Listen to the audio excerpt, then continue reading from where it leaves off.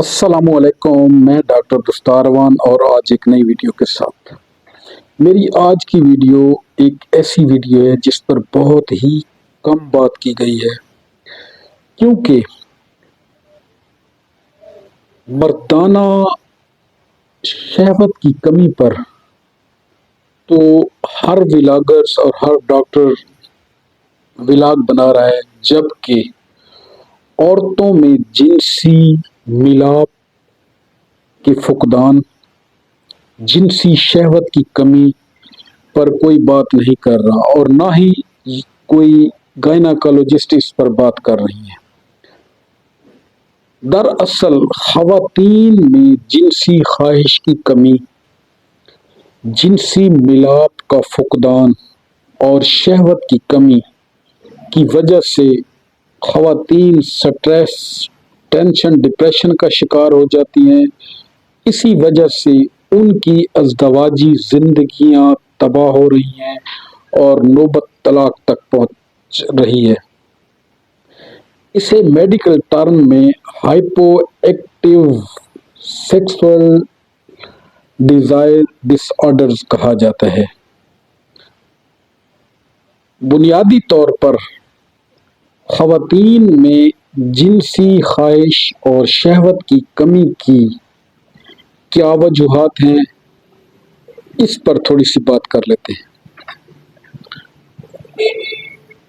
شادی شدہ خواتین میں جنسی خواہش کی کمی اور جنسی ملاپ کے فقدان کی کمی اور سیکس نہ کرنا یا سیکس کا شوق نہ ہونے کی بنیادی وجوہات میں سائیکالوجیکل پرابلمز اور سوشل پرابلمز سر فہرست ہیں۔ بعض اوقات شادی شدہ خواتین میں بچپن میں کوئی سیکسول ابیوز یا پہلے سیکس کا برا تجربہ ہوتا ہے، جس کی وجہ سے خواتین سیکس کرنے سے بھاگتی ہیں، یا پھر لمبی بیماریاں، شوہر کا رویہ اچھا نہ ہونا، بچوں میں پیدائش میں وقفے کا نہ ہونا، فائنانشل پرابلمز اور شوہر کو پسند نہ کرنا یا پسند کی شادی نہ ہونا، یہ بھی ایک اہم فیکٹر ہے۔ بعض اوقات ہارمونل امبیلنسز، پور ڈائٹ بھی اس کی وجہ ہو سکتی ہے۔ آج اس کی ٹریٹمنٹ پر بات کریں گے۔ آج تک دنیائے میڈیکل میں یعنی allopathic system of medical sciences میں اس کی کوئی میڈیسن نہیں ہے، سوائے ایک بوٹاکس کا انجیکشن ہے جو کہ ویجائنا میں انجیکٹ کیا جاتا ہے، اور یہ ایک تکلیف دہ امر ہے۔ جبکہ دنیائے ہومیوپیتھی کو یہ اعزاز حاصل ہے کہ homeopathic system of medical sciences میں ایک ایسی میڈیسن ہے جو کہ صرف ایک خوراک استعمال کرنے سے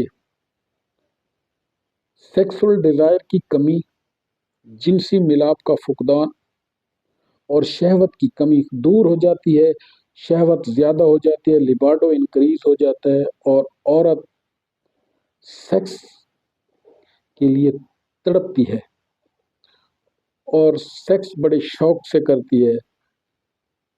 یہ میڈیسن صرف ایک خوراک لینے سے مرد اور عورت دونوں ہومیوپیتھی اور